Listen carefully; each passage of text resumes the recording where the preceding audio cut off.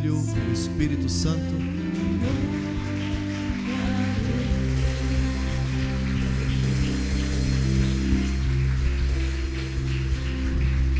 Pai Celestial, em nome de Jesus Cristo, Teu Filho amado, e pela obra perfeita, consumada de Cristo na cruz, Pai, estamos aqui com gratidão no coração, para dizer, Pai, que nós amamos o Senhor, porque o Senhor nos amou primeiro. A Tua palavra diz, Pai, que ninguém tem maior prova de amor do que aquele que dá vida pelo seu irmão. Jesus, o nosso irmão mais velho, deu a vida por nós, e nós recebemos essa vida como um presente. Não é a vida bio, é a vida zoe, a vida incriada, a vida eterna. Nós recebemos com alegria, recebemos com gratidão essa vida. E sabemos, Pai, que para manifestar essa vida em nós e através de nós, o Espírito Santo foi enviado. O Senhor Jesus rogou ao Pai para que nos enviasse o Espírito Santo. Espírito Santo, fique com liberdade em nosso meio, pois assim está escrito: onde há o Espírito, aí há liberdade. E nós somos gratos por essa liberdade de podermos dirigir a palavra ao Pai, como filhos amados, perdoados, agraciados, em nome do Senhor Jesus. Aleluia, aleluia. Eu os cumprimento com a graça e a paz do Senhor Jesus. Também aqueles que nos assistem pelas redes sociais, podeis assentar, por gentileza. Eu quero compartilhar ao teu coração uma palavra que vai trazer bastante esclarecimento nesse tempo que nós estamos vivendo. O título da mensagem é: Jesus Cristo pode voltar hoje. Jesus Cristo voltará. Ele pode voltar hoje, meu irmão e minha irmã. E eu gostaria que todos subissem com Ele, que nós todos subíssemos com Ele. A segunda volta de Jesus, ela vai acontecer em duas etapas. A primeira etapa, o arrebatamento, onde Ele vem nos ares e a igreja sobe até Ele. E depois, a segunda etapa, quando todo olho verá. Ele vem no arrebatamento somente para a igreja, e Ele vai vir onde todo olho verá, para as nações e para Israel. Então, a igreja não vai passar na grande tribulação. Por quê, pastor? Porque a igreja é o corpo de Cristo. Eu nunca vi a cabeça estar num lugar e o corpo estar no outro. Então, se a igreja vai passar para a tribulação, então Cristo também vai passar? Não, Ele já passou pela tribulação por nós na cruz. Aleluia. E hoje eu quero ministrar o seguinte título, então, como já falei, o texto é Hebreus 12, 14. E o que eu faço, como eu vivo enquanto isso? Enquanto Cristo não se manifesta, enquanto o arrebatamento não vem, como que eu vivo? Vamos entender algumas coisas. Segui a paz com todos e a santificação, sem a qual ninguém verá o Senhor. No primeiro momento, se você for buscar sobre santificação, você vai entender que é separado de e para, separado de todo o pecado para consagrar-se a Deus.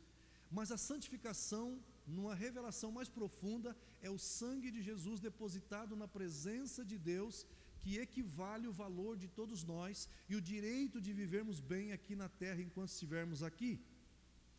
Aleluia.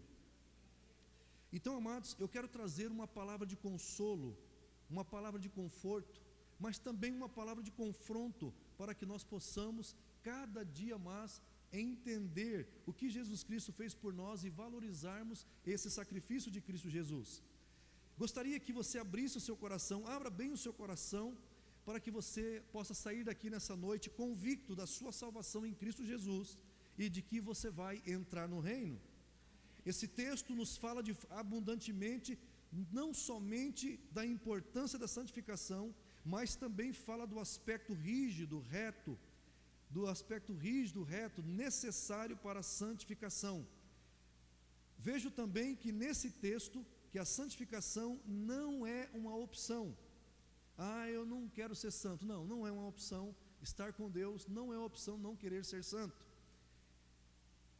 A santificação, ela é uma exigência inegociável do reino de Deus. Deus não abre mão desse padrão. Deus estabelece a santificação como um caminho, como maneira de aproximarmos dele. Por isso que ele diz: sem a santificação ninguém verá o Senhor. Ou seja, sem o sangue de Jesus depositado no altar dele, sem a obra de Cristo na cruz, ninguém se aproxima do Pai. Aleluia. Por isso que Jesus disse: eu sou o caminho, eu sou a verdade e eu sou a vida. Ninguém vem ao Pai se não for por mim. Agora, enquanto eu estou aqui na terra, eu preciso viver separado para consagrar-se a Deus. Esse texto está dizendo que sem santificação ninguém verá o Senhor. Santificação fala da distinção entre aquilo que é santo e aquilo que é profano, entre aquilo que é puro e aquilo que é impuro, santo e puro. Aquilo que não é santo é impuro. Ou seja, estamos chegando num tempo em que não tem como ser morno mais, não tem como ser crente morno mais. Ou a Bíblia diz, ou frio ou quente. Morno, o Senhor está a ponto de vomitar da sua boca. Santificar é cortar, é separar do mal. Santificação é separar do pecado, da iniquidade, da imoralidade, separar-se de e para, separar do mal para Deus, separar do pecado para a santidade. Isto é santificação, é ser separado para Deus, separação para uso exclusivo de Deus. Meu irmão, você precisa compreender que eu e você fomos separados, comprados por Cristo Jesus na cruz, para uso exclusivo de Deus. Aleluia, uso exclusivo de Deus. Por isso, porque isso é assim, porque isso é assim, amados, é o padrão do reino. O reino de Deus, ele tem um padrão, e o padrão do reino de Deus é santidade, e nós não conseguimos ser santos sozinhos. Em Cristo somos santos. Por isso que sem santificação ninguém verá o Senhor, sem a obra de Cristo ninguém verá o Senhor. Precisamos andar em Cristo Jesus, e aí sim andaremos em santidade. A Bíblia diz que a santificação é uma exigência, porque Deus é santo, e para que eu e você se aproximássemos dele, precisamos ser santo, ou seja, Cristo Jesus e a sua obra gloriosa nos aproxima de Deus, porque nos faz justos, nos faz perdoados, nos faz regenerados, e aí como filhos amados podemos nos achegar a Deus. É importante saber que Deus já providenciou tudo que era necessário para alcançarmos a santificação. Deus já estabeleceu o meio para que pudéssemos alcançar a santificação. A mensagem de hoje é um ensino, é uma reflexão, para que você possa refletir. A Bíblia nos ensina que Jesus Cristo, o Filho do Deus Altíssimo, ele veio uma vez na terra. Ele veio uma vez na terra, ele veio como menino. Mas a Bíblia diz que ele voltará uma segunda vez. E quando a Bíblia diz, sem santificação ninguém verá o Senhor, ela está falando desse nosso encontro com o Senhor, no arrebatamento para a igreja, e as nações, a segunda volta, e Israel para com Jesus, Israel e as nações. Quando a Bíblia fala de santificar, ela está falando que Jesus voltará, aleluia. Jesus Cristo voltará, assim como ele falou. Tudo que Jesus falou que ele ia fazer, aconteceu. Então, as profecias se cumpriram, estão se cumprindo, e para o arrebatamento não falta muita coisa, aleluia, falta só o Senhor vir, aleluia. Então, queridos, quando a Bíblia fala de santificar, ela está falando que Jesus voltará. Ele pode vir hoje. Jesus, ninguém está esperando o Senhor hoje. Vocês estão entendendo, irmãos, como é que é? Então vamos lá. Ele pode vir hoje, e nós necessitamos desse padrão de santificação para poder encontrar e ver o Senhor, e morar com o Senhor, e residir com o Senhor. Mas eu vejo que sabemos muito da vinda do Senhor. Nós sabemos muito da primeira vinda do Senhor, quando ele veio numa manjedoura, quando ele veio como um menininho, quando ele nasceu lá em Belém da Judéia. Nós sabemos muito, conhecemos muito sobre a primeira vinda, mas sabemos muito pouco da segunda vinda do Senhor Jesus, que é marcada pelo arrebatamento da igreja e a segunda volta para Israel e a igreja. Eu estou enfatizando para você separar isso. sendo que o arrebatamento é para a igreja, o corpo de Cristo na terra. Pastor, para quem que é o arrebatamento? Para o corpo de Cristo na terra, para a igreja que se reúne, para a igreja que congrega, para a igreja que está temente, está amando a vinda do Senhor, o corpo de Cristo, para a igreja que está se santificando cada vez mais. Aleluia, glória a Deus. Queridos, amados irmãos, vocês sabiam que estamos muito mais distantes do menino Jesus? A cada ano que passa, estamos muito mais distante do menino Jesus e mais próximo do Rei dos Reis e do Senhor dos Senhores, que pode voltar hoje. Aleluia! A cada dia que passa, pode aplaudir Jesus.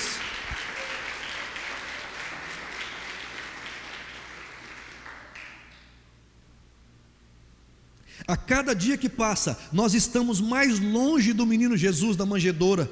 A cada dia que passa, nós estamos mais longe do bebê que nasceu lá em Belém da Judéia. Estamos mais próximo do Rei dos Reis, do Senhor dos Senhores, do juiz que está se aproximando. A primeira vez Jesus veio e se tornou nosso advogado, mas a segunda vinda de Cristo será Ele como juiz. Ele veio para julgar. A primeira Ele veio para salvar, a segunda Ele vem para julgar.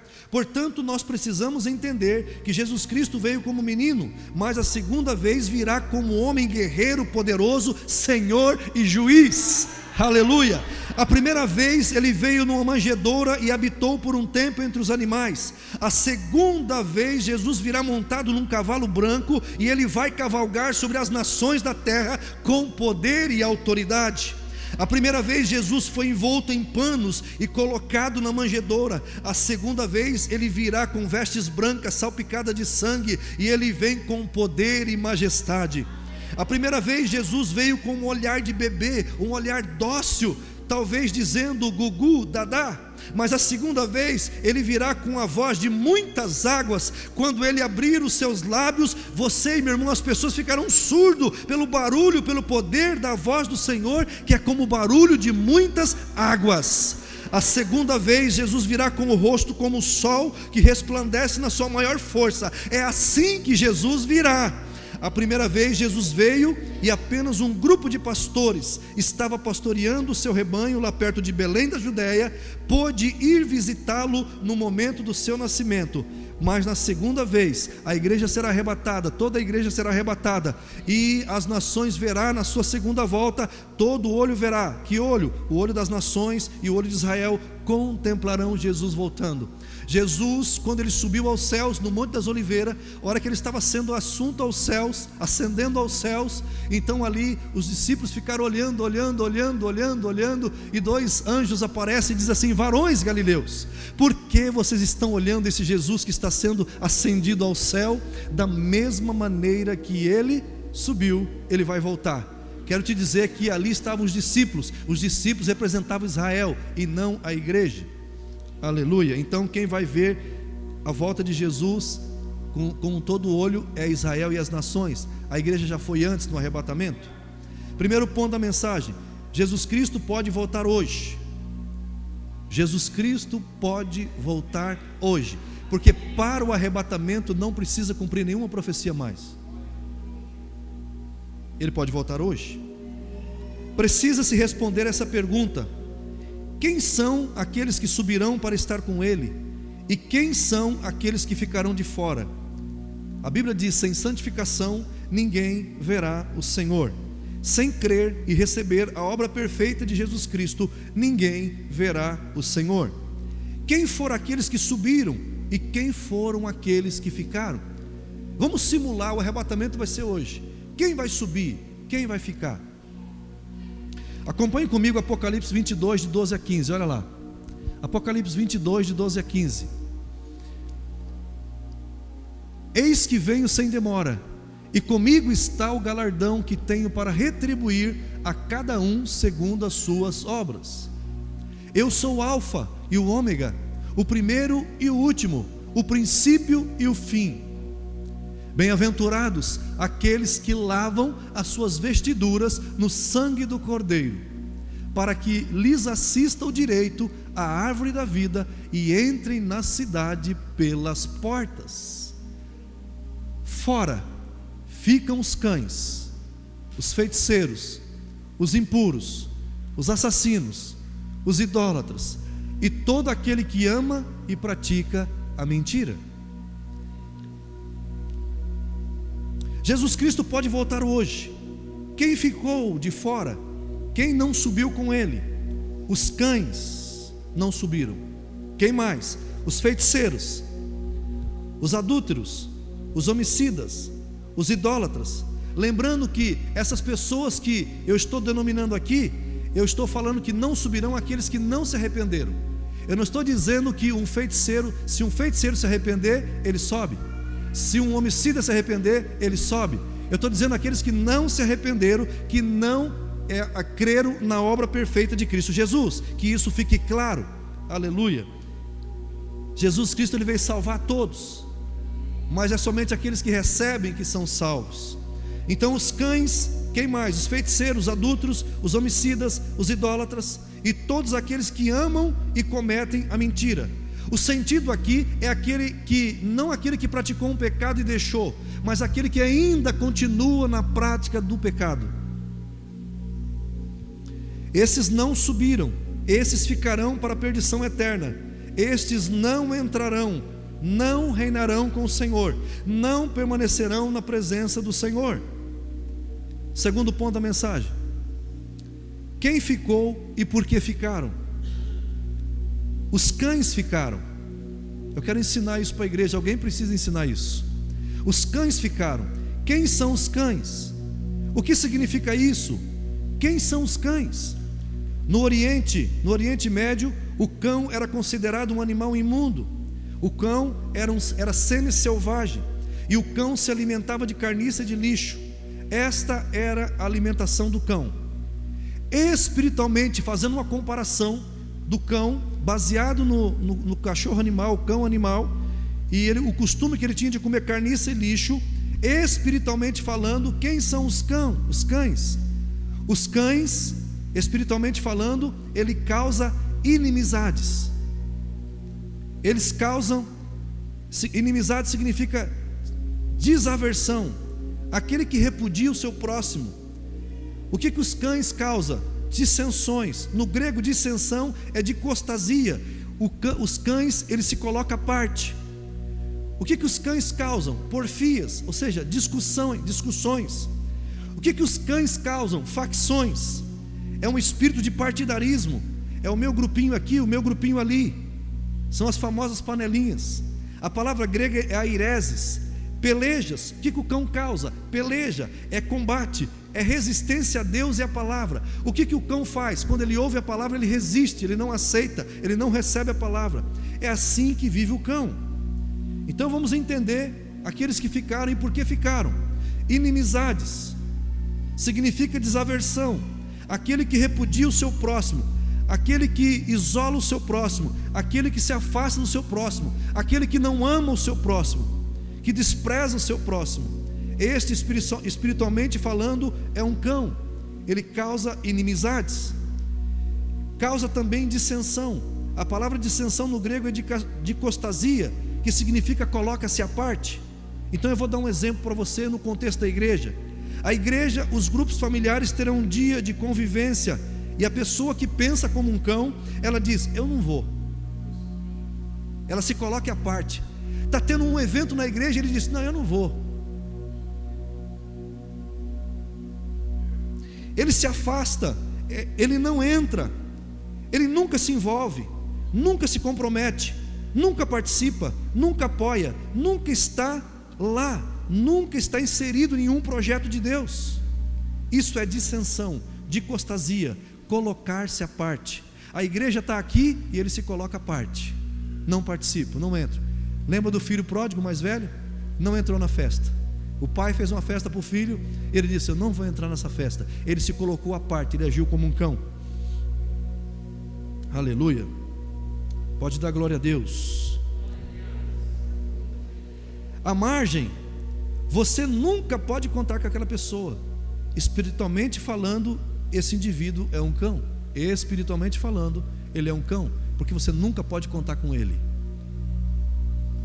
Espiritualmente falando, o cão também causa facções. Facções é igual a um espírito de partidarismo, a palavra grega é aireses.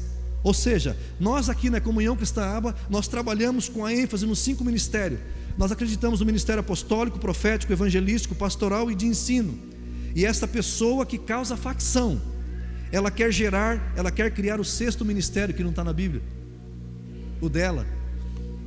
Fazer uma facção significa criar um grupo, levantar um projeto com a sua cara, com a sua autoridade, com as suas raízes, com o seu jeitão. Isso é aireses, espírito partidário, trabalhar em oposição, caminhando de lado. A igreja caminha aqui, ela caminha de lado a lado com a igreja, porque ela quer o ministério dela que se desenvolve e não o que a Bíblia diz. O cão, espiritualmente falando, ele causa porfias. Porfias é igual discussão, com o propósito de disputa. Eu vou começar a debater com você, eu vou debatendo, até que meus argumentos suplantem você, vença você. Isso é porfia. É pessoas que não aprendem a Bíblia para praticar para a sua vida, mas aprendem a Bíblia para ficar discutindo para ver quem tem razão, para ver quem sabe mais. Isso é um cão, espiritualmente falando. O cão tem esse comportamento. Ele entra na igreja, ele entra no rebanho e começa a discutir, dizer: isso não é verdade, isso não é assim, a Bíblia não é bem assim. Ele começa a trazer dúvidas, semear divisão, dissensão, porfias. Ele começa a porfiar no meio do rebanho e colocar insegurança no coração das ovelhas. O cão, espiritualmente falando, ele causa pelejas. Pelejas é igual combate, é resistência a Deus e à palavra de Deus.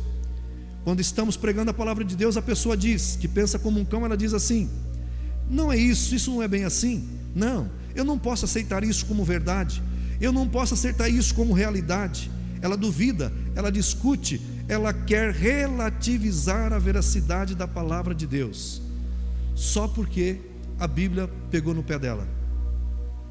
O cão, espiritualmente falando, ele causa ciúmes, ele provoca ciúmes, ele incita os ciúmes, ele está se envolvendo em estratégias para gerar ciúmes. O indivíduo que trabalha para dividir e não para somar. Olha, o meu grupo está indo melhor do que o seu, eu canto melhor no louvor do que você, olha, eu faço os momentos do culto melhor que você. Cão, pensamentos de cão. Jesus Cristo voltará e os cães vão ficar de fora.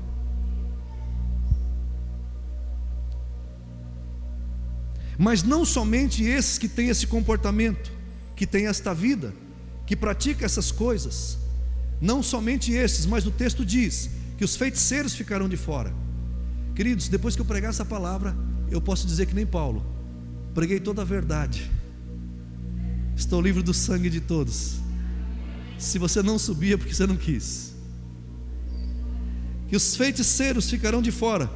Você pode estar dizendo: não tenho nada a ver com isso, eu não sou feiticeiro, não tenho nada a ver com feitiçaria. Escute, feitiçaria é igual controle, é igual influência sobre pessoas. Então o que é o feiticeiro? Aquele que gosta de controlar pessoas, que gosta de influenciar pessoas. Quem é o feiticeiro? Aquele que gosta de influenciar a pessoa para fazer o que ele quer. O feiticeiro, ele quer manipular uma pessoa para que essa pessoa faça o que ele quer que ela faça, mas não o que essa pessoa quer fazer. Isto é feitiçaria. Existe feitiçaria onde usa-se espíritos malignos para influenciar e controlar pessoas, mas existem também outra forma de feitiçaria. Por exemplo, quando uma pessoa diz: o Senhor me disse, sem que o Senhor tenha dito. Então, quando a pessoa diz: o Senhor me disse, quando o Senhor não disse, isso é feitiçaria.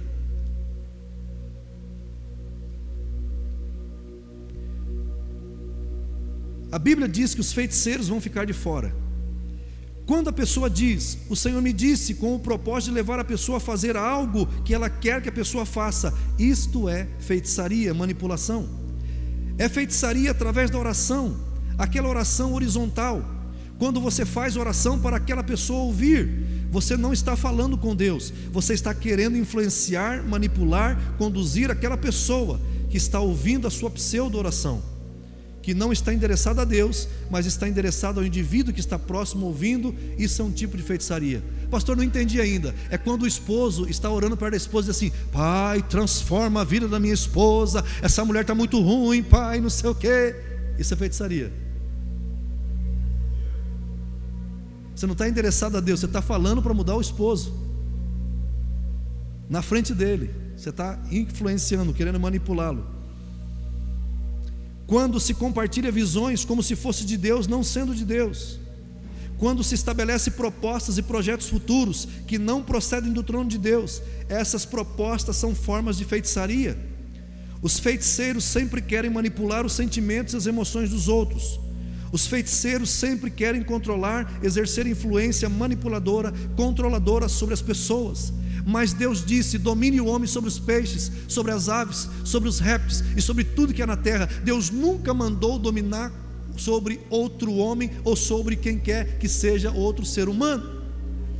Toda vez que nós quisermos controlar uma pessoa, nós vamos ter problema, porque Deus não mandou você dominar ninguém. Deus mandou você dominar os peixes, as aves. Aleluia, glória a Deus. Quando a esposa usa o corpo para conquistar algo que o marido não gostaria de lhe dar, isso é feitiçaria? Quando a mulher diz assim: querido, feiticeira. Jesus Cristo voltará, quem vai subir, quem ficará? Isso é muito sério, irmãos. Quando a esposa chega com aquela voz macia: querido, olha, vem cá, sabe, eu gostaria que você entendesse. É uma forma de feitiçaria. Ela está querendo manipular o marido, porque ela quer manipular as emoções e os sentimentos do marido para seus objetivos egoístas, egocêntrico e pessoal dela. Ou então, quando a esposa prepara aquele prato que o marido mais gosta: querido, olha o que eu preparei para você. Só que por trás da refeição existe um alvo, existe uma manipulação, existe um controle, existe o desejo de influenciar para ganho pessoal, manipulação, feitiçaria. Exemplo dos esposos: o esposo que encobre o quanto ele ganha da esposa, porque ele tem os seus projetos e planos pessoais. Ele não quer dizer para a esposa qual é a sua renda mensal. Isto é manipulação e feitiçaria. Quando o esposo diz: o dinheiro meu é meu, dela é dela. Quantas vezes ele tem um projeto e ele sabe que quantas vezes o homem tem um projeto e ele sabe que esse projeto vai confrontar a verdade da palavra de Deus, mas ele precisa do apoio da esposa para esse projeto. Então, quem sabe eu vou dar um presentinho para minha esposa e ela concorda comigo.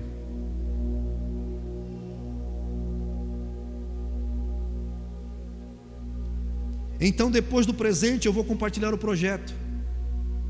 Quantas vezes os maridos estão exercendo feitiçaria sobre as esposas, os pais sobre os filhos e os filhos sobre os pais? Filho, se você fizer isso, eu te dou isso. Esposa, se você fizer isso, eu te dou isso. Coloca um colar no pescoço da esposa, mas depois apresenta o projeto para que ela o apoie naquele projeto que está fora da palavra de Deus.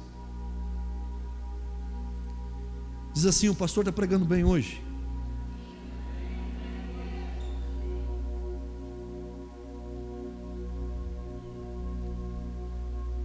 Jesus Cristo pode voltar hoje. Quem sobe, quem fica de fora? O texto diz que os cães, os feiticeiros e também os adúlteros. Quem são os adúlteros? Adúlteros são aqueles que traem o santo leito do matrimônio. Adúlteros são aqueles que violam a aliança do matrimônio. Igual o marido que vai atrás de outra mulher, a mulher que vai atrás de outro homem. Isto é adultério. Os adúlteros não entrarão no reino dos céus, está escrito. Mas existe também o adultério no pensamento, mas existe também um adultério nas intenções, mas existe também um adultério espiritual, quando se busca outros deuses. Isto é adultério espiritual, porque você está traindo o seu Senhor e o seu Deus. Quando você confia, eu e você confiamos, por exemplo, na cartomante, no horóscopo. Quando você confia na leitura de mãos, na cabala, no espiritismo. Quando você confia na pirâmide, na energização, no pensamento positivo, como centro da sua vida, isso é adultério. Às vezes nós fazendo isso, estamos traindo a Deus. Você e eu estamos depositando a nossa confiança em outros deuses. Isto é adultério espiritual. E os adúlteros ficarão de fora do reino de Deus. Existe também um outro tipo de adultério, quando se adultera um contrato. Você tem um contrato e você muda as regras do contrato sem a concordância para benefício próprio. Um exemplo mais fácil disso é quando algumas crianças estão brincando com o jogo. Você já viu criança brincar? Quando ela está ganhando, aquela regra do jogo vale, mas se ela perdeu, ela muda a regra do jogo só para ela continuar ganhando. Quem já viu isso nas crianças? Não é essa a regra. A Bíblia diz que Labão, ele adulterou o contrato do salário de Jacó mais de 10 vezes. Ele foi adulterando o contrato de trabalho. Isso é adultério. Os adúlteros não subirão, ficarão de fora. Meu irmão, minha irmã, Deus te trouxe aqui nesta noite, aleluia. Deus te trouxe aqui nessa noite para te dizer: existe uma seriedade na vida espiritual que não é pregado por aí. Existe uma seriedade na vida espiritual e você tem que estar inteirado dessa verdade, desse padrão de santidade, para que quando Jesus voltar, quando a trombeta, o chofar soar, você possa dizer: eis-me aqui, Senhor, estou pronto. Só sobe com o Senhor quem tem liberdade. Só sobe com o Senhor quem está desapegado de tudo e de todos. Por que a mulher de Ló, que é um tipo de... a mulher de Ló saindo de Sodoma e Gomorra é um tipo do arrebatamento da igreja. Por que ela virou uma estátua de sal? Porque ela estava apegada, ela não tinha liberdade para sair da cidade. Ela estava apegada às riquezas que ela tinha naquela cidade. Só sobe com o Senhor quem tem liberdade. E a liberdade é quando você anda no Espírito, porque onde é o Espírito, aí é a liberdade. Não existe liberdade sem o Espírito de Deus. Aleluia. E aí não existe culpa. Quando você diz: está pronto, eis-me aqui. Não existe medo, não existe insegurança. Meu irmão, com todas essas notícias que estão falando nos jornais, eu não estou nem aí, porque eu estou em Cristo. Jesus Cristo é o meu Salvador, é o seu Salvador. Jesus Cristo é o nosso Senhor. A única coisa que nós precisamos é cada dia mais se amalgamar. Quando você vai fazer uma obturação no dente, eles passam uma massa que fala de amalgama, ou seja, aquela massa ela junta com o dente e não sabe o que é dente e o que é massa mais, de tão junto que ficou. Fica coladinho com Cristo Jesus, amalgamado nele, grudado nele. É isso que precisamos fazer. Não importa os terremotos, não importa o que estão falando, não importa os rumores de guerra. O que importa é que nós estamos em Cristo Jesus, e Cristo é a nossa esperança. Cristo em nós, a esperança da glória. Por que eu tenho esperança de subir? Porque eu estou em Cristo. Por que você deve ter esperança de subir? Porque você está em Cristo. Aí não existe culpa, não existe medo, não existe insegurança, não existe temor, não existe nada. Você está livre, liberto para subir, estar para sempre com Ele. Esse é o objetivo dessa ministração: tirar de você todo medo, tirar de você toda culpa, tirar de você toda condenação, e saber que em Cristo Jesus nós estamos prontos para subir. Esse é o objetivo dessa mensagem. É para que você ande na verdade, em santidade, exatamente como o padrão da palavra de Deus requer. Pastor, explica melhor. Tem crente que vem para a igreja, ele continua malandrão. É esse que eu estou falando que não vai subir. Ele é crente, mas ele quer continuar um pé no mundo e um pé na igreja. Ele quer estar com Cristo, mas ele também quer estar no mundo. O caráter dele não se desenvolve. Quem está aí? Aleluia. Os homicidas vão ficar também. Aqueles que praticam. Homicida é aquele que causa a morte de outra pessoa, que causa a morte física. Este é um homicida. E aí você pode dizer: não, agora não, pastor, eu não tenho problema com isso, nunca matei ninguém e nem vou matar. Glória a Deus por isso, irmão. Glória a Deus, que ali na frente tem a delegacia aqui, ó. Mas existe também algumas formas de homicídio que muitas vezes desconhecemos, e muitos de nós não reputamos como homicídio. Olha o que a Bíblia diz em Provérbios 18, 21. A morte e a vida estão no poder da língua. O que bem utiliza, come do seu fruto. Então existe um tipo de homicídio que você pode matar com a língua. Você pode matar falando. A Bíblia diz que o poder da vida e da morte está na língua. Então a pergunta é: isso significa que com a sua língua, eu com a minha língua, eu posso matar e você pode matar? Com a sua língua você pode destruir.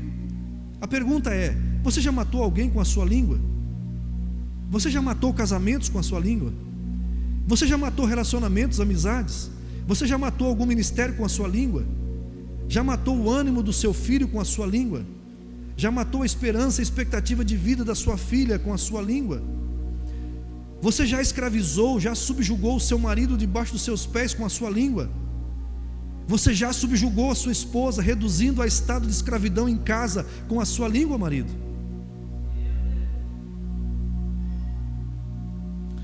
Existe morte e vida na língua, segundo o Provérbios 18, 21.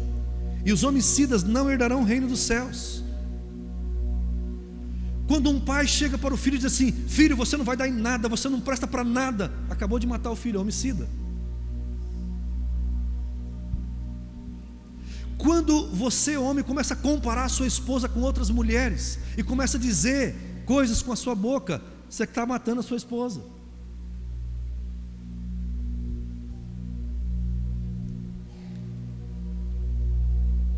Você já dividiu famílias com a sua língua, contando mentiras, aí daqui a pouco separou casamentos, separou famílias. Alguém no emprego foi despedido porque você levantou uma calúnia e aquela pessoa foi despedida. Você já causou a demissão de alguém no emprego por causa da língua. Você já trouxe guerra, intriga e confusão com a sua língua. O homicida, a Bíblia diz, ele não herdará o reino dos céus. Jesus Cristo pode voltar hoje. Quem sobe e quem fica? O homicida fica, ele não sobe.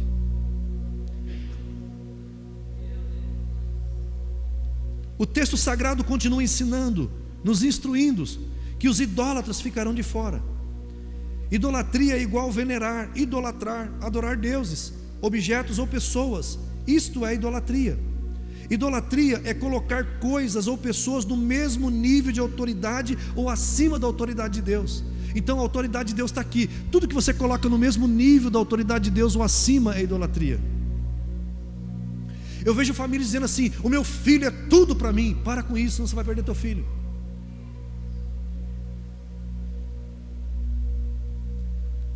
Essa casa é tudo para mim. Para com isso, senão você vai perder essa casa. Jesus é tudo para você. Idolatria é dar importância maior às coisas ou pessoas do que a Deus. Isto é idolatria. Como você mede a idolatria? Você mede a idolatria pelo tempo que você gasta com aquilo que você está idolatrando. Pode ser que você esteja idolatrando a sua esposa, namorado, carro, casa, estudo, emprego, empresa, título, posição, diploma. O dinheiro. Muitas vezes é atrás do dinheiro que você gasta todo o seu tempo. Amados, tem pessoas que servem mamão segunda, terça, quarta, quinta, sexta, sábado, e às vezes domingo não vem para servir um dia o Senhor. Às vezes não chega, não dá tempo para ir no grupo familiar. Está cansado, sem disposição. Pode ser que você esteja idolatrando o seu ministério. Cantores, será que você não tem alguns CDs na sua casa que tem que vir para o cesto, e a gente tem que fazer uma fogueira disso?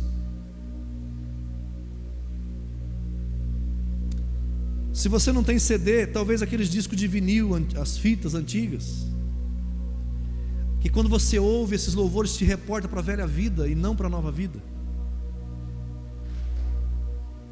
Será que você não tem um objeto que você ganhou e esse objeto tornou-se um ídolo, um Deus, e ninguém pode se aproximar daquele objeto, tocar?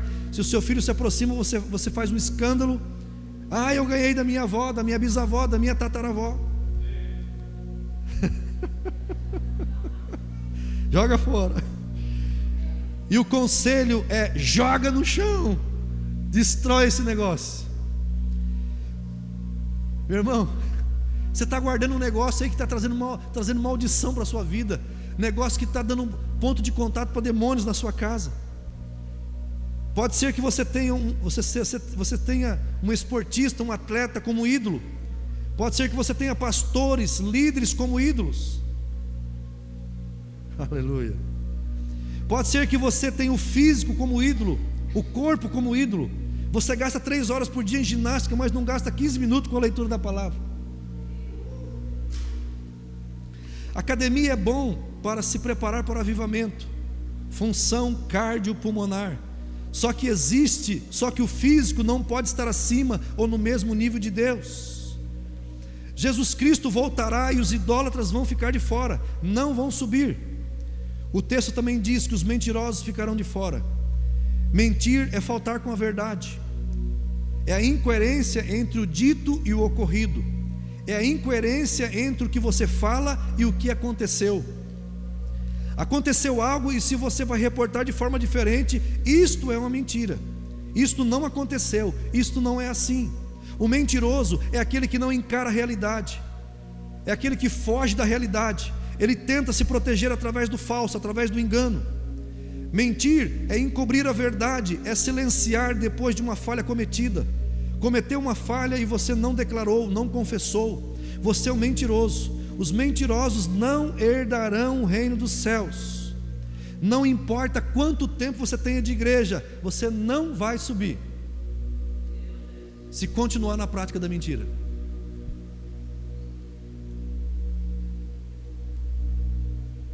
Pastor, o que você está dizendo? Meu irmão, venha como está na presença de Deus. Você está mentindo, venha mentindo, venha adulterando, venha do jeito que você tiver. Só que Deus te ama demais para te deixar do jeito que você está. Tem que haver mudança. Aleluia. A Bíblia diz assim: se alguém está em Cristo é nova criação, as coisas velhas já passaram, eis que tudo se fez novo. Quem que vai ficar? Aqueles que aceitaram Jesus, mas ainda continuam nessas práticas, não quer mudança. A mentira é contrária tanto à lei da verdade como à própria lei de Deus. A mentira nos torna semelhante ao diabo, que é o pai da mentira. É o que a Bíblia nos diz. A principal característica do diabo no ser humano é a mentira. Você pode imaginar se houvesse uma cura profunda, substancial na nação brasileira, e se não houvesse no meio político nenhuma mentira, você imagina o que poderia surtir nessa nação, no estado, na cidade, na família? Imagine se no Brasil inteiro ninguém mentisse mais, nenhum político mentisse mais. Você imagina que seria a nossa nação? Agora imagine se você então pessoalmente não mentir mais. Porque às vezes é fácil nós falarmos assim: o brasileiro não vai mentir mais, mas começa por mim, eu não vou mentir mais. Que maravilhosa seria a sua vida, que padrão de liberdade você alcançaria para viver, que coisa gostosa, como seria leve viver, se a mentira não nos escravizasse tanto assim. Quero convidar o Ministério da Música. Que coisa gostosa, como seria leve viver, se a mentira não escravizasse-nos tanto assim. Olha o que a Bíblia diz em Colossenses 3:9. Eu estou sendo bem intencional na minha mensagem, bem prático, porque às vezes eu prego por parábola e as pessoas ficam perguntando: o que ele está dizendo? Agora eu estou sendo claro, aí você entendeu agora, claramente. Olha lá, não, está em Colossenses, está na graça, meu irmão. Olha lá, não mintais uns aos outros, uma vez que vos despistes do velho homem com os seus feitos. Eu quero falar um pouquinho, abrir um parênteses sobre despistes. Querido, por que muitas vezes não flui a vida dos cristãos? Porque tem 3 palavras que você precisa aprender e guardar: despido, vestido e revestido. Então muitas pessoas, eles querem ser cheios do Espírito Santo, querem ser revestidos do poder de Deus, mas sem ser despido e vestido. Aonde que nós somos despidos? Na cruz com Cristo. Cristo morreu na cruz despido. Ele foi considerado a vergonha da cruz. Então, no primeiro momento, Jesus me salva na cruz, mas no segundo momento eu me incluo com Ele na cruz, eu me dispo do velho homem. Ou seja, tudo isso que eu falei, idolatria, adultério, mentira, fornicações, contenda, tudo isso eu deixo cravado na cruz, eu me dispo de tudo isso. Imagine que esse paletó é uma mentira, eu tiro o paletó e deixo na cruz, eu me dispo com Cristo. Só depois que nós nos entregarmos para Cristo na cruz, decidimos seguir Ele, é que nós podemos ser vestidos. Aonde? Na ressurreição. A Bíblia diz que Jesus morreu nu, mas Ele ressuscitou vestido e deixou os lençóis em cima. Então, se você se despe com Ele na cruz, você vai ressuscitar vestido dele, porque Ele foi confundido com o jardineiro, Ele estava vestido. Isso significa que depois a ressurreição de Cristo, ela trouxe na minha vida a justificação. O que é a justificação? O pecado que estava dentro de mim agora saiu de dentro de mim. Eu sou justificado, você é justificado, você é justo, você é santo, você é filho. Aleluia, dá uma glória a Deus, pelo amor de Deus, irmão. E agora nós somos vestidos com Cristo, vestidos dessa graça, vestidos da santidade de Cristo. Você não pode vestir-se da santidade de Cristo sem ser despido do velho homem. Não tem como construir algo novo sem destruir o velho. Jesus disse: vinhos novos para odres novos. Tem um monte de crente querendo colocar vinhos novos em odres velhos.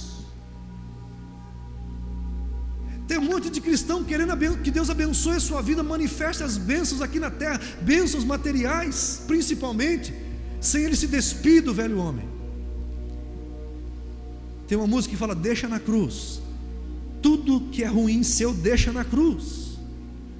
Não tem como catequizar a carne. A carne só tem um caminho para ela, cruz. Por isso que Jesus foi para a cruz. Então, quando eu me dispo na cruz, eu posso ser vestido na ressurreição. E quando eu estou justificado, a justificação, a santidade de Deus em nós. Agora eu vou ficar na cidade até que sejais revestidos de poder. Foi isso que Jesus falou para os discípulos: ficar na cidade até que sejais revestidos de poder. Aonde que eles foram revestidos de poder? No cenáculo, quando o Espírito Santo veio sobre eles. Então, se eu sou despido na cruz, se eu sou vestido na ressurreição, justificado, então agora eu posso receber a plenitude do Espírito Santo na minha vida, para não deixar mais o pecado entrar em mim. Amém, aleluia.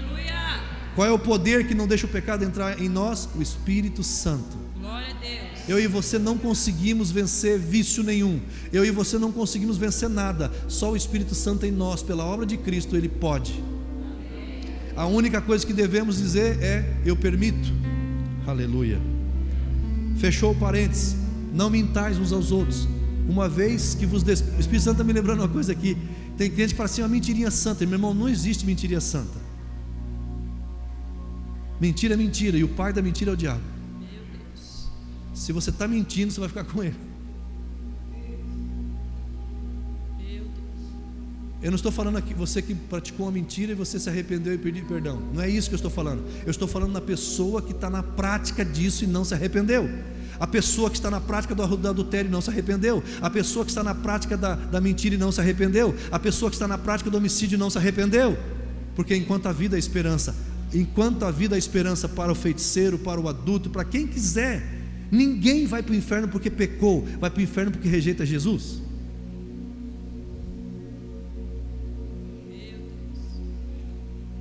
Jesus Cristo voltará. Ele pode voltar hoje. Quem foram aqueles que subiram? Quem foram aqueles que ficaram? Os cães, os feiticeiros, os adúlteros, os homicidas, os idólatras e os mentirosos. Assim diz a palavra de Deus. Esses que estão nessa prática ficarão. A pergunta é: você sobe ou você fica? Hoje nós estamos fazendo aqui um provão, uma simulação. Nós estamos simulando o arrebatamento da igreja nesta noite. Se o arrebatamento for essa noite, você sobe ou fica? Meu irmão, se Jesus voltasse hoje, você seria aprovado ou reprovado? Você sobe ou fica? Você percebe que essa palavra é uma palavra para animar você? Para incentivar você a viver uma vida cristã segundo o padrão dessa escritura? Você percebe que essa palavra quer levar você para que você viva em santidade? Viver em santidade e viver em Cristo, andar em Espírito. Você percebe que essa palavra quer tirar as suas vestes sujas e colocar vestes limpas e brancas, alvas como a neve. Você percebe que essa mensagem quer libertar você das suas amarras, das suas algemas, das ligaduras, para que você ande em segurança, em triunfo e em confiança diante de Deus e dos homens, e diante dos principados e potestades, diante dos demônios. Pastor, nos dá uma dica aí para eu saber, eu não entendi muito bem ainda. Me dá uma dica para eu saber, para ter convicção do que é mesmo que eu tenho que fazer para não ficar aqui ou para subir. Se você achar que você tem que mudar alguma coisa ainda na sua vida, é porque você vai ficar. Se você se diz cristão e diz que ainda precisa mudar alguma coisa, você vai ficar. Por exemplo, pastor, o que você mudaria na sua vida? Nada. Meu Deus. Eu continuaria andando como eu estou andando. Entende o que eu estou falando agora? Porque aquele que está em Cristo é nova criação. Então, irmãos, ou você assume a sua nova criação, a sua posição, ou você pode ficar. Meu Deus. Com isso eu não estou dizendo que você vai perder a tua salvação, mas você não vai entrar no reino. Meu Deus. Sem santificação ninguém verá o Senhor. O objetivo dessa palavra é elevar você, para que você imponha as mãos sobre os enfermos e eles sejam curados, para que você coloque as mãos sobre os endemoniados e eles sejam libertos, para que você manifeste o reino de Deus onde quer que você vá. Amém, Jesus. Deixa eu contar um testemunho para você. Por quê? Para que você tenha o poder de Deus e manifeste o poder de Deus. Uma vez eu fui num lugar, eu cheguei lá e de repente veio uma pessoa dizendo para o pastor dele, pastor, a minha mãe está endemoniada. E o pastor olhou para mim e falou assim, ele é sua ovelha. Falei para ele. E ele disse assim, vai lá, expulsa em nome de Jesus. E ele foi lá e expulsou em nome de Jesus. E daqui a pouco ele voltou de novo, pastor, o demônio disse que não vai sair não. Aí ele pegou e voltou de novo, e tentou mais um pouco e não saiu. Aí o pastor dele falou assim, volta de novo e faz que tem que sair em nome de Jesus. Estou conversando com o pastor Paulino aqui. E daqui a pouco ele chegou lá, o demônio falou assim, eu vou abrir o jogo com você. O demônio falou para ele assim, ontem nós não estávamos lá naquele bailão lá, fazendo tudo que nós queríamos fazer, junto? Nós não estávamos lá no relabucho lá? Meu Deus. Você estava comigo sentado lá, e por que você quer me expulsar agora? Meu Deus. Ei, irmão, pelo amor de Deus, eu não estou falando que todo mundo que está lá no baile vai para o inferno não, tá? Só vai ficar. Estou brincando. Eu só estou falando que o demônio falou isso para ele. Você estava junto com a gente lá, tomando aquela, na mesa lá com a gente, e agora você quer expulsar eu? Nós somos irmãozinho. Para que está pregando essa mensagem, pastor? Para você assumir a sua posição de vez. Nós não somos desse mundo. Nós não somos mais desse mundo. E a cada dia que passa isso vai ficar mais claro para quem está nesse mundo. Amém, glória a Deus. Aleluia. Para que essa mensagem está sendo pregada, pastor? Para que você manifeste o reino de Deus onde quer que você vá, para que você cure, para que você liberte as pessoas, para que você abençoe vidas, para que você faça o reino de Deus se manifestar na terra. Sem santificação ninguém verá o Senhor. Olha lá, Gálatas 5,19, está na Bíblia. Ora, as obras da carne são conhecidas, e são prostituição, impureza, lascívia, idolatria, feitiçaria. Um dia eu prego, eu vou pregar, detalhar isso aí para você ver que coisa boa. Você vai ver que tem um monte de crente enquadrado nisso aqui. Quando a mulher se veste a vácuo, faz assim, isso é, volta um pouquinho ali, volta um pouquinho, isso é lascívia. Quando a mulher expõe o seu corpo e faz com que outro homem deseje ela, isso é lascívia. Vai ficar, sobe. Idolatria, feitiçaria, inimizades, porfias, ciúmes. O Espírito Santo, então, você está entendendo agora porque eu uso calça larga? Meu Deus. Mas fica feio, não tem problema, só que você não vê nada.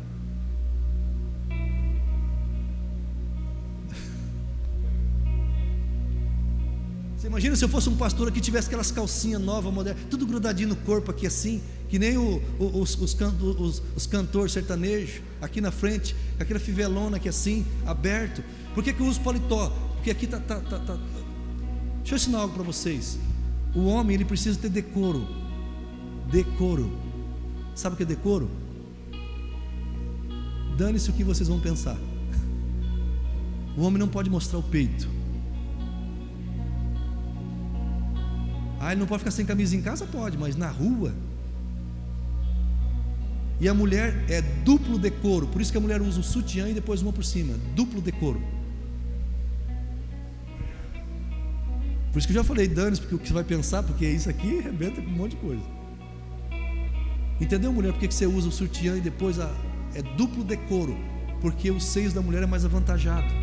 Então, usa o sutiã e depois a blusa. Ele tem um saiote também, olha lá. Idolatria, feitiçarias, inimizades, porfias, ciúmes, iras, discórdia, dissensão, facções. Que mais? Olha lá, invejas, bebedices. Deixa eu falar uma coisa para você. Se você beber um cálice de vinho, você vai ficar? Não. Se você ficar bêbado, vai. Deixa eu falar aqui. Ah, pastor, eu posso beber? Irmão, se você beber um cálice aqui na ceia aqui, você vai? Não vai. É embriaguez. Tem alguns remédios que você toma que contém o quê? Aí pode. Então para de graça.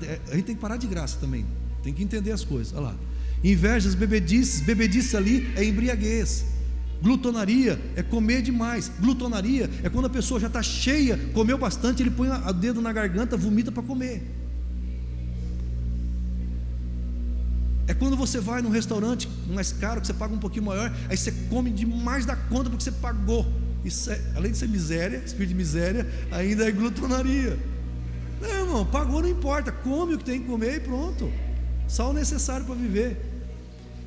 E coisas semelhantes a essa, porque não dá para listar tudo. Então o que você pensou também é coisas semelhantes a essa lá.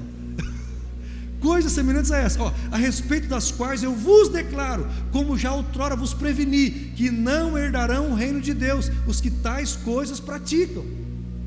Irmãos, essas pessoas podem ver o reino, mas não vão herdar o reino. Pastor, o que é herdar o reino? Eu vou explicar de uma maneira bem simples. Você fez uma faculdade, fez com tanto sacrifício essa faculdade, aí na hora da formatura, a sua nota era tudo baixa, você formou com média 6. Então é legal você se formar com média 6? Você podia ter se formado com nota 8, 9. Então aí todo mundo fala assim, fulano de tal, nota 9,5. Aí todo mundo aplaude. 9,8, todo mundo aplaude. E fulano, 9,6, 60. Aí você fica assim, poderia ter estudado mais, poderia ter me empenhado um pouco mais. É assim que vai acontecer depois do arrebatamento. Muitas pessoas vão falar assim, eu poderia estar lá, eu poderia ter galgado um pouquinho mais, eu poderia ter um pouco mais de galardão, eu poderia ter servido melhor, eu poderia ter avançado melhor, eu poderia ter deixado esse jeitão meu do lado. Meu Deus. Os que tais coisas praticam, bem claro, eu não estou dizendo que se você cometeu um homicídio você vai para o inferno, não. Eu não estou comentando que você cometeu uma mentira você vai para o inferno. Eu estou dizendo aqueles que estão na prática. Ficou claro isso, amados? Bem gravado? Na prática da mentira, na prática do adultério, na prática da feitiçaria, na prática de tudo isso que eu falei para vocês. Amém, queridos? Vamos continuar aqui. Eu gostaria de cantar, queridos,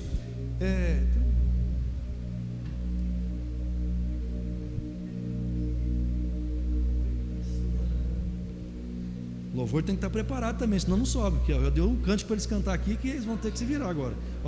Eu gostaria de cantar um cântico em que houvesse gratidão em meu coração a Deus. Pergunta por quê? Porque Jesus não voltou ainda. Então isso significa que nós temos oportunidade.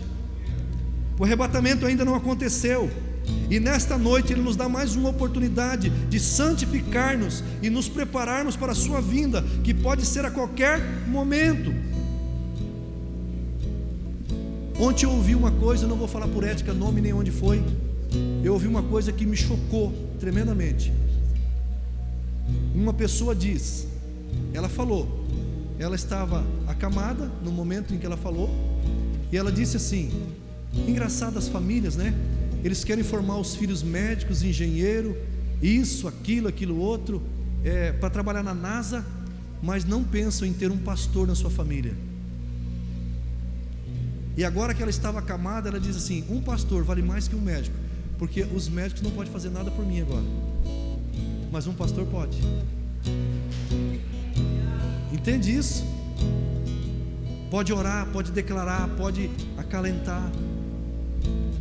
Então, você que tem um filho pequeno, um filho pequeno, sonha. Se Jesus não vier, coloque na questão do que ele pode ser. Coloque: eu quero que meu filho seja um pastor, um homem de Deus.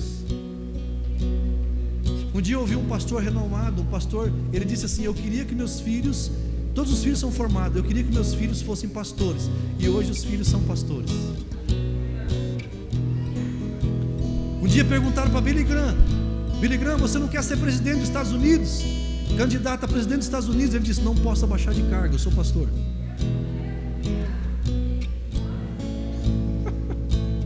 Olha lá, Apocalipse 22, 20 a 21. Apocalipse 22.